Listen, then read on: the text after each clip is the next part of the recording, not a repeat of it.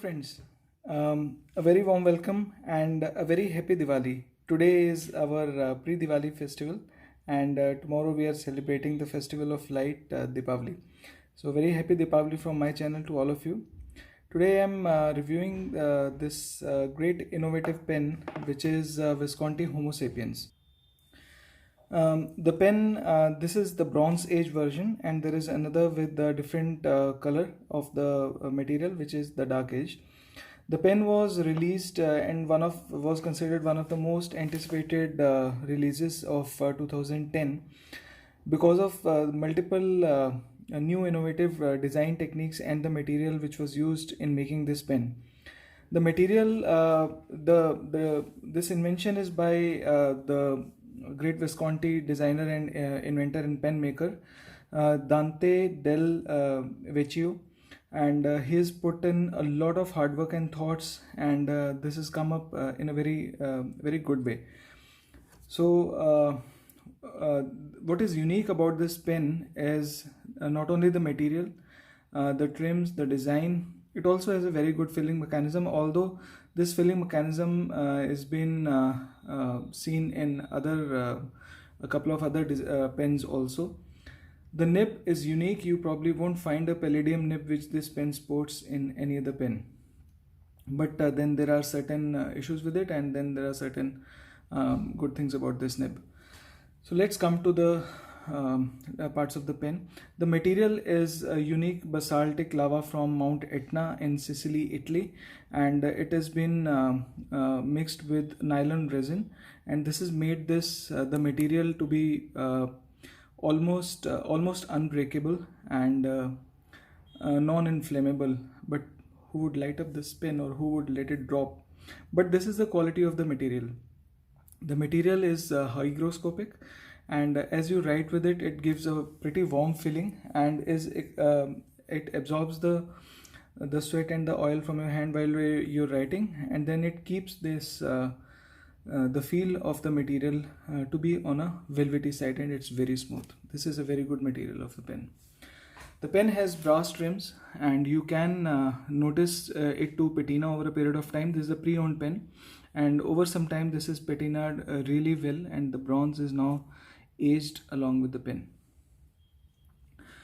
The pen has a design theme, my pen theme, wherein this top magnetic finial can be replaced. Here it's seen Visconti, but then you can replace it with your custom letters from the pen retailers.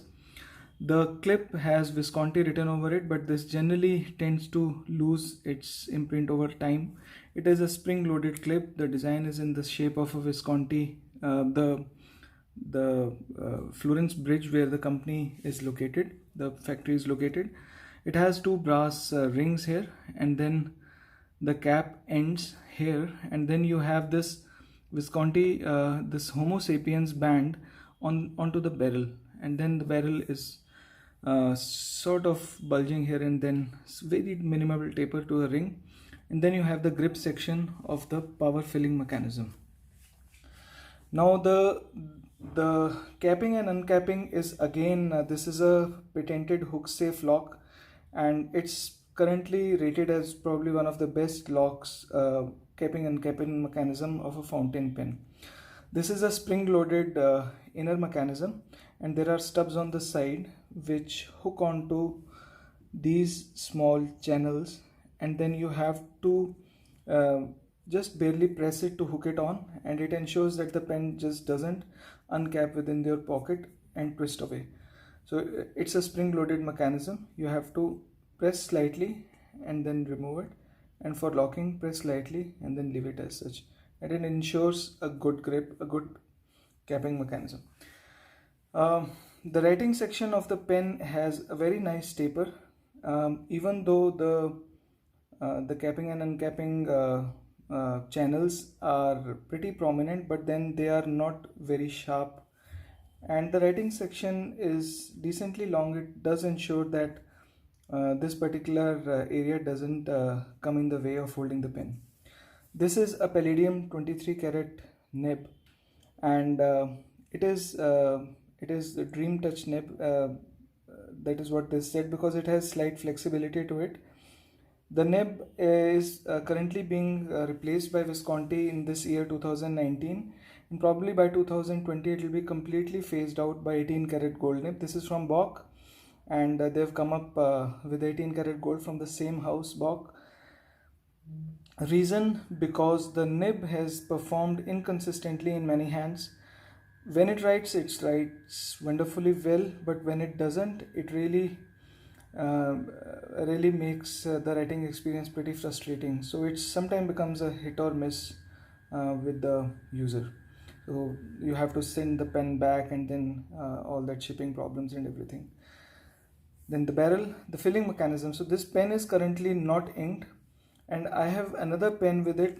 I'll compare the dimensions and then I'll show the power filling mechanism, and this is the same as the vac filling of Pilot 823 or a TWSBI vac 70. So this filling mechanism, the nib size is same as that of slightly bigger, is same as that of Montblanc 146. Now I'll open it. The filling mechanism is, again, this is a titanium rod, and it's a very good corrosive free filling mechanism of the pen. Okay, so how would you fill the pen? You will have to press the piston rod inside, and as this rubber stub reaches the lower part where the inner margin flares out, that is when the pen starts to fill. Yep. The moment it disengages from this particular part to the reservoir here, that is when the ink rises up by vacuum mechanisms. So there is this main chamber, and then you have a second reservoir, and then this is a protective mechanism, because when you close this grip section, the feed is completely closed and it doesn't tend to leak if there is a difference in pressure between the cap and the inner mechanism. So this won't leak. So this is considered to be a safe mechanism of pen. If you have to fly and then you are expecting that a fountain pen may leak on board, so generally this kind of mechanisms would prevent that. The same mechanism is replicated as a power filler in a Visconti Homo Sapiens. You have to press it, and just at the last moment you would feel this to give away slightly, and that is when the ink will ascend into this. So I'll fill this current with platinum ink. This is platinum earth brown. So what I'll do is I'll withdraw this piston filling mechanism, this power filler mechanism. I'll dip it into the ink, and then I'll press it,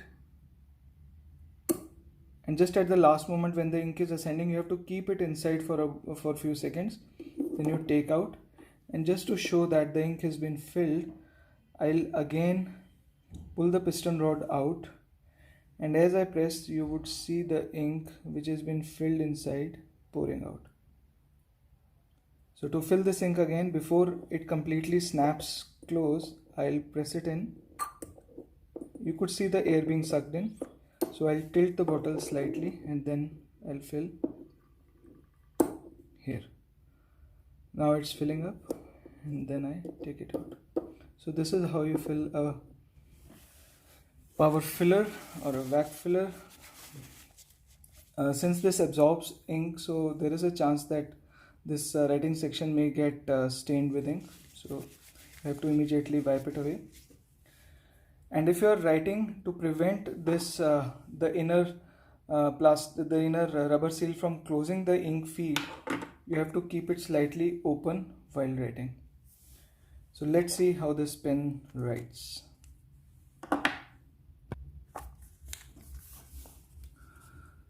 This is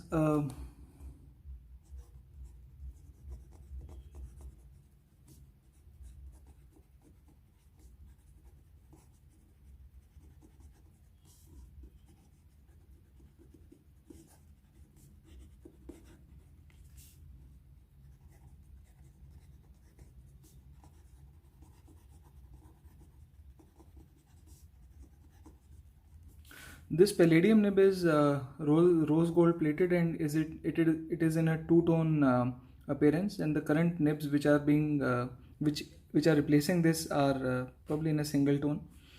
They are 18 karat gold nibs from Bock. This is a fine nib, and this ink is, as I said,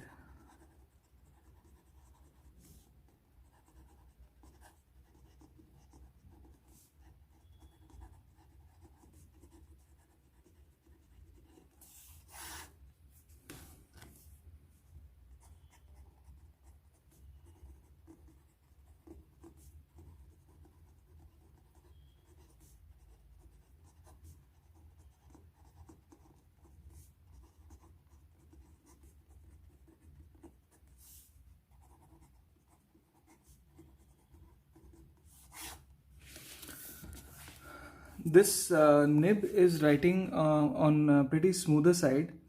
It is reasonably wet, although I would say that it's not probably the wettest fine nib which I've used.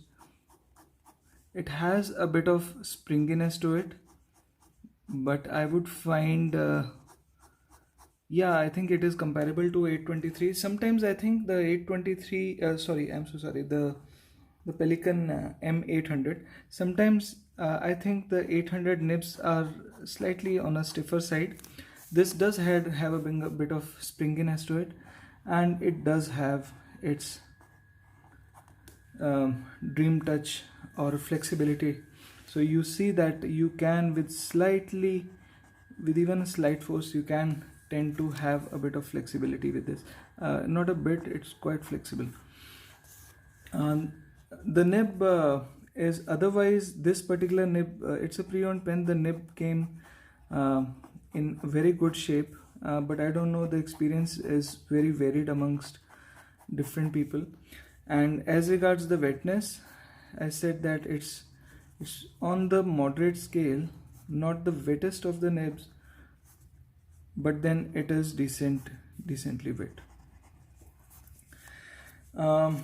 Reverse writing with this nib is, yeah, it does write on an extra fine side.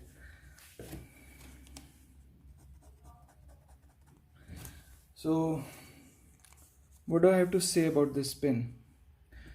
All in all, I like the Visconti Homo Sapiens Bronze Age pen because of multiple reasons. The trims, I like the bronze trims. The material is perfect. It's very nice. The filling mechanism ensures about 1.5 ml of ink.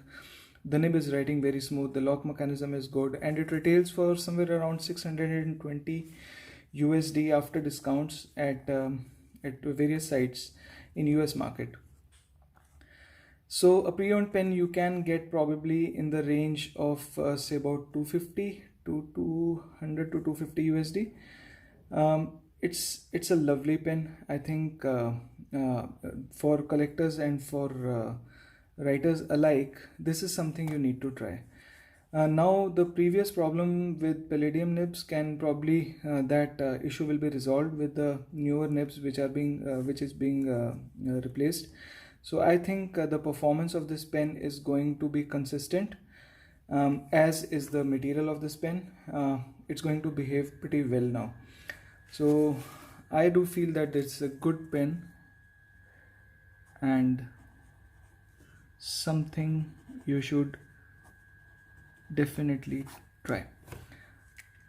I hope you like this video. I'll see you next time.